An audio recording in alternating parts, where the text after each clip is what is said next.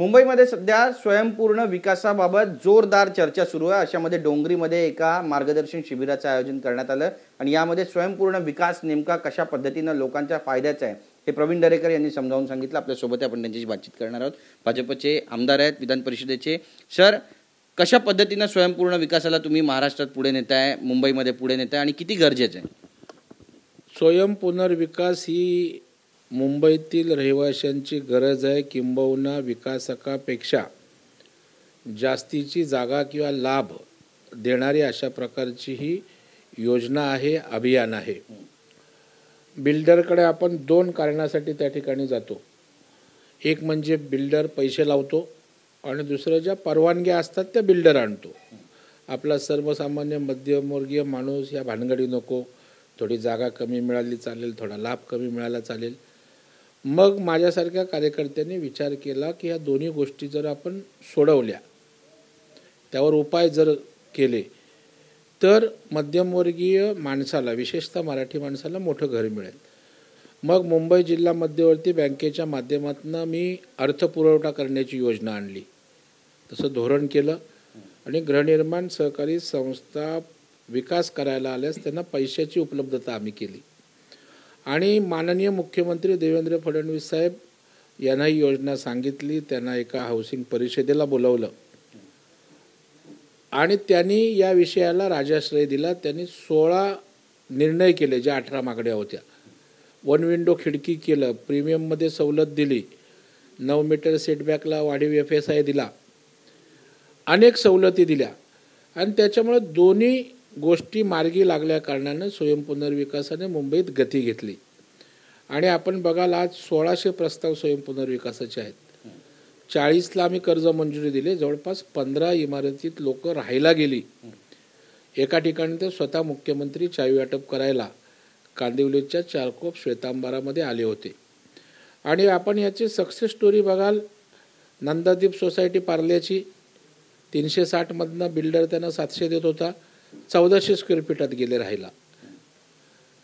चारकोप श्वेतांबरा 400 मधनं 1100 राहायला गेला आणि त्याच्यामुळे गेम चेंजर हाऊसिंग सेक्टरमध्ये त्या ठिकाणी ठरतोय। आणि आता शहरामध्ये विशेषतः दक्षिण मुंबई म्हणजे आपला गिरगाव आहे, क्रांतीनगर आहे, आपला कुंभारवाडा आहे, किंबहुना लालबाग, परळ, शिवडी, उमरखाडी असेल, या परिसरामध्ये पागडीच्या इमारती आहेत। आता पागडीच्या इमारतीसुद्धा स्वयंपुनर्विकास आणण्यासाठी सरकार त्या ठिकाणी पुढं आहे आणि त्याच्यामुळे या पागडीच्या सोसायट्यांना रजिस्ट्रेशन दिलं, बिल्डरला त्या ठिकाणी प्रीमियमपणा पैसे उपलब्ध करून दिले, तिथल्या रेडी रेकनरच्या रेटप्रमाणे लँडलॉर्डला। तर अशा पद्धतीनं सरकार मार्ग काढतं आहे आणि म्हणून आज दक्षिण मुंबईमध्ये सुद्धा ही अभियान, ही चळवळ जोरात उभारले आणि गिरगावात गेल्या महिन्यात शिबिर झालं, आता उमरखाडी डोंगरी इथं झालं आणि लोक उत्स्फूर्तपणे याला दाद देत आहेत कारण याच्यामध्ये लोकांचं भलं आहे, आत्मनिर्भर हाऊसिंग आहे, स्वतःची इमारत स्वतःच्या नियंत्रणाखाली उभी करतो आणि त्याच्यामुळं मोठ्या प्रमाणावर प्रतिसाद याला मिळतोय। नक्कीच, पण डोंगरी एकेकाळी दाऊदसाठी बदनाम होतं आणि अशा ठिकाणी कुठेतरी मराठी माणूस पुढे येतो आणि स्वयंपूर्ण विकासासाठी पाठपुरावा करतोय बँकेकडे आणि त्यासोबतच पुढाकार सुद्धा घेतोय। त्यामुळे किती मोठं कौतुकाचं हे सगळं म्हणावं। पहिलं दाऊद डी हा क्रिमिनल गोष्टींसाठी ओळखला जायचा, आता दरेकरमधला डी हा डेव्हलपमेंटसाठी आज त्या ठिकाणी हाऊसिंगमध्ये ओळखला जाईल असं मला वाटतं आणि तिथल्या सर्वसामान्य माणसाला सुंदर चांगली घरं पुनर्विकसित करून मिळतील। त्याच्यावर डोंगरीचं नाव ज्या अर्थानं खराब झालं होतं ते या निमित्तानं वॉशआउट करण्यासाठी एक चांगली संधी आहे। म्हणजे दाऊदचा डी होता तो जाईल आणि डेव्हलपमेंटचा डी आणि दरेकरांचा डी हा मुंबईमध्ये पाहिजे, फडणवीसांचा डी त्याचा आशीर्वाद।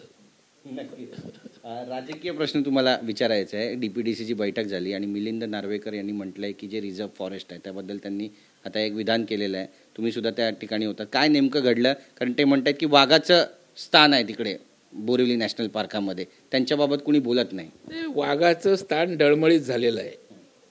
बांद्र्यात एकेकाळी त्या स्थानाला महत्त्व होतं, परंतु आता वाघच राहिलेले नाही आहेत।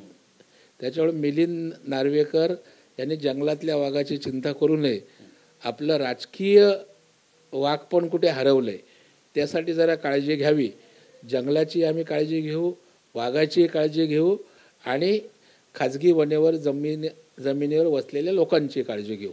वाघ डळमळीत झाला असं तुम्ही म्हणताय. आज पलावा पुलाच्या कामाची पाहणी करण्यासाठी तिथे दीपेश म्हात्रे गेले, परत राजूजी पण गेले आणि त्या ठिकाणी त्यांनी शिवसेना मनसेचा विजय असो अशा घोषणासुद्धा त्या ठिकाणी दिल्या.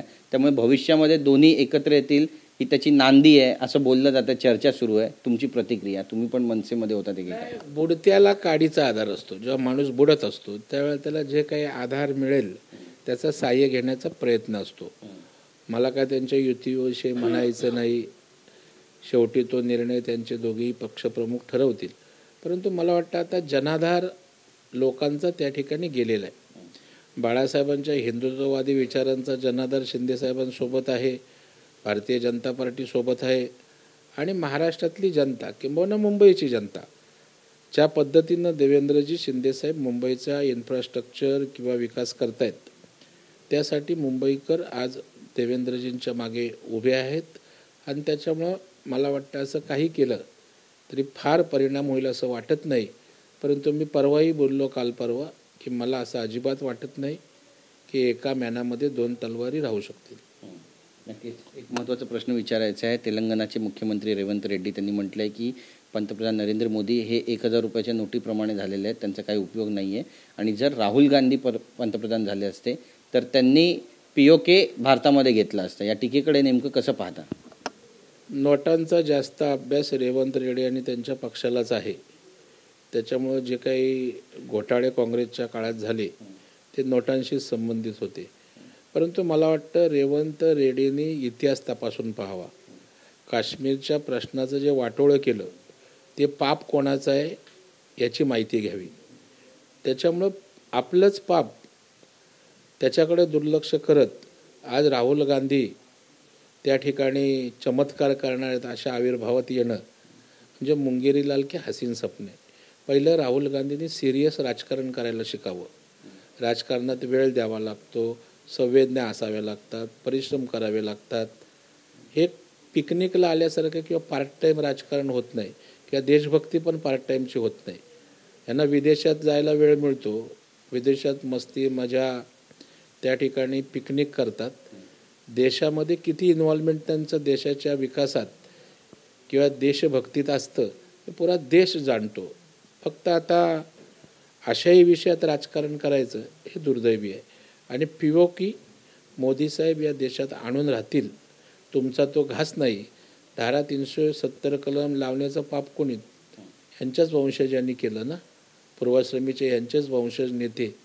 त्याची आठवण रेवंत रेड्डींना नसावी.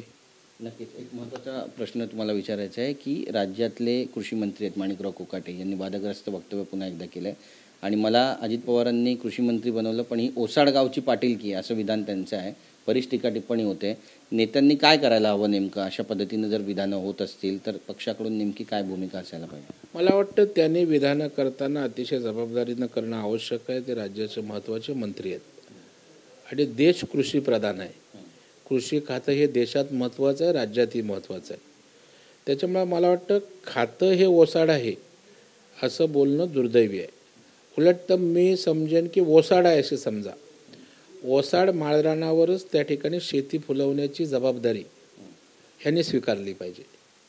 परंतु त्या ठिकाणी केवळ दूषणं देत राहण्यापेक्षा त्या ठिकाणी ओसाड माळरानावर माझा शेतकरी कशा पद्धतीनं चांगली शेती करेल, ती फळाफुलांनी कशी भरेल याच्यासाठी कष्ट घ्या, त्याच्यासाठी नियोजन करा, त्याच्यासाठी मंत्रिपद सत्कारणी लावा असा माझा मित्रत्वाचा सल्ला आमच्या माणिकरावांना राहील. धन्यवाद बातचीत केल्याबद्दल. तर आपण पाहतोय आपली प्रतिक्रिया या ठिकाणी प्रवीण दरेकर यांनी दिली आणि मुंबईमध्ये लवकरच D गँग नाही तर D म्हणजेच दरेकर, D म्हणजेच देवेंद्रजी आणि D म्हणजे डेव्हलपमेंट पाहायला मिळेल असा विश्वास त्यांनी व्यक्त केला आहे. नेमका हा विकास कशा पद्धतीने राबवला जाणार पाहणं महत्त्वाचं ठरेल. कॅमेरा पर्सन अमित शिगवणसह गिरीश गायकवाड, TV9 मराठी, मुंबई.